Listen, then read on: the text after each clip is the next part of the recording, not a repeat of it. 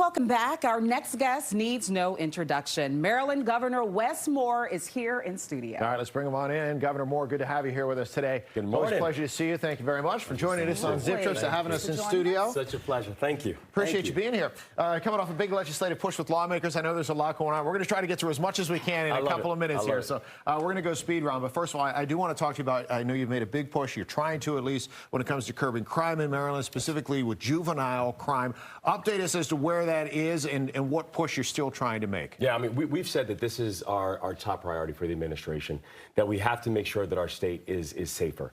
And so we have introduced legislation that's focusing on everything from how are we having victims compensation and making sure that the victims of crime are getting the supports that they need. We have to get more boots on the ground, so we have legislation that's trying to get more law enforcement officers in both local but also on statewide levels, that we've made historic investment, $127 million, the largest investment in local law enforcement that this state has ever seen. And also we're working with the General Assembly to be able to make adjustments to the juvenile crime laws. And so we're taking an all-of-the-above approach about both focusing on accountability for the young people and the systems that support them, but also on rehabilitation, because we have to give our families and individuals a better pathway to long-term success. Yeah, it's also very important when it comes to the juveniles. We actually have, we asked some of our viewers to send in some questions, and we were able to catch up with a few. So we're going to start with one of those right here. I will let her ask the question, and then you can give a response. So let's listen first of all to what this viewer had to say.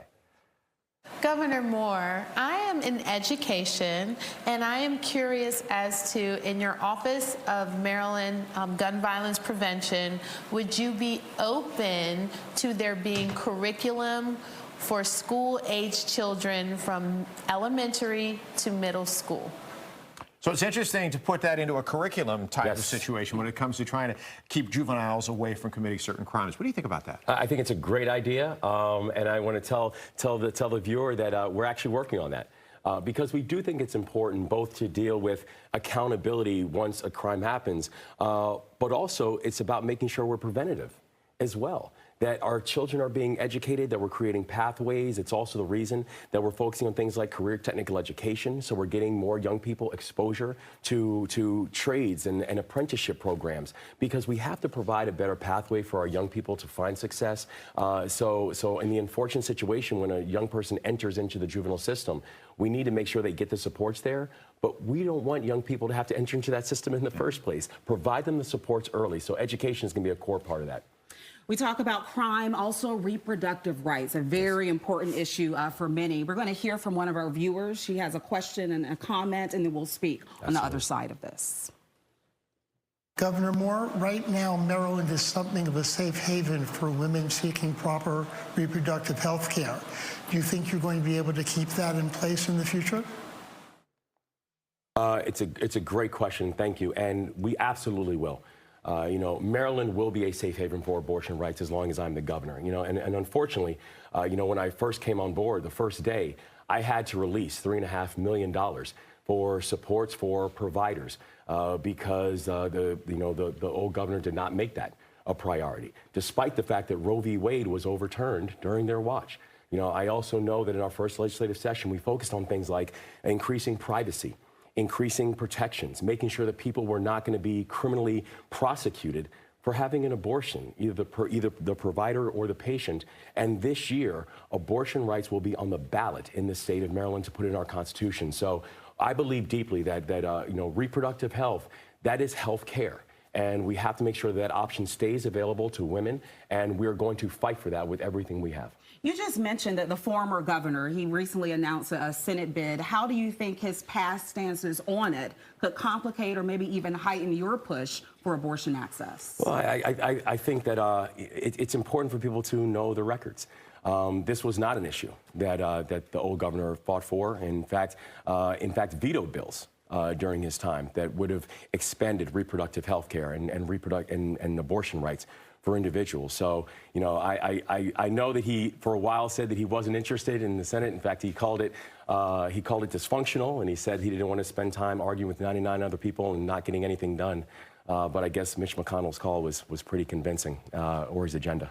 You know, it's interesting obviously when it comes to politics, it's always challenging, right? And now that we have Larry Hogan, the former governor, in this race, it seems like the two of you had a cordial relationship. But as we know, politics can change things. And how much pressure is there right now from Democrats on you, perhaps, to try to steer the ship in that direction when it comes to the race that the former governor is now in? Well, I think there's still a cordial relationship. And frankly, I've been very busy, so we're not spending much time focusing on what the old governor is doing. But records do matter. You know, part of the reason that we've been so aggressive on things like public safety is because for the past 8 years before we come on board, the homicide rates in the state of Maryland doubled. The non-fatal shooting rates in the state of Maryland doubled. 8 straight years, Baltimore City had 300+ homicides. Our first year, was the first year that we've actually started to see violent crime down across the state of Maryland. Baltimore City with 9-year lows in homicides. We had an economy. We inherited an economy that was flat, that did not, for the past 5 years, our economy grew by 0.2%. The average state had grown by 7.5%. And any type of surplus, there was no structural surplus. That was all money that came from the federal government, the Biden administration, post-COVID, that was mainly earmarked before we showed up. We had to get the economy going, and so I think that records matter and facts matter, and that'll all be exposed, I'm sure. I do want to get your take real quick on one more big picture issue, because we did get this question. A lot of people obviously have linked you to a larger office and maybe saying, hey, maybe down the road, the presidency. Right now, Democrats obviously are fully behind President Biden. Yes. Do you think at this point that he is best qualified at his age to lead the country for 4 more years? Yeah, I think, you know, the question on age is an important one. I think people continue to bring up, you know, the number 81, which is his age. The thing I also remember, though, is the number I think about is 40,000. That's the amount of jobs that we've announced in the state of Maryland since we've come in office. The number I also think about is 1.9. That's Maryland's unemployment rate, which is the lowest unemployment rate in the entire country, and we've had the lowest unemployment rate for 5 straight months. I think about numbers like 269, which is the amount of money we receive from the federal government for focusing on things like broadband expansion. These are all things that are happening in partnership with the Biden administration. He's the partner that I want. He's the partner that this state needs. And that's why I plan on campaigning for him with everything I have to make sure he gets reelected. Well, do you have aspirations of going even higher? I mean, you were featured just this week on a Black History special on a national level. Are you looking to do just that? No, I really feel like I'm playing with house money right now. You know, I'm a kid who I was raised by an immigrant single mom who raised 3 of us and didn't get her first job that gave her benefits until I was 14 years old. I'm a kid who had handcuffs on my wrists when I was 11 years old, and now I'm the governor of the state of Maryland. And we're doing big things in the state again. I am perfectly happy with where I am. I have no intention of doing anything else.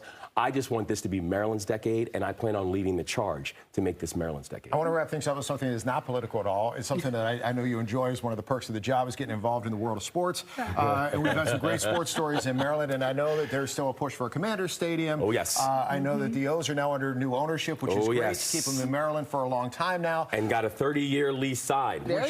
Which was key. Yes. But also, before the championship game in Baltimore, we saw you shotgun a beer in the parking lot, which you did quite well. So my question to you is, when's the last time before that you shotgunned a beer? As my wife pointed out, she's like, that wasn't your first time doing it, was it? I was like, no, it was not. Well, you know what's funny is I didn't know anybody was filming it, and by the time we got to the stadium, I was talking to the team. They're like, "Gov, you're trending," and I was like, "For what now?" And then they showed me the video. I said, "I mean, I am who I am.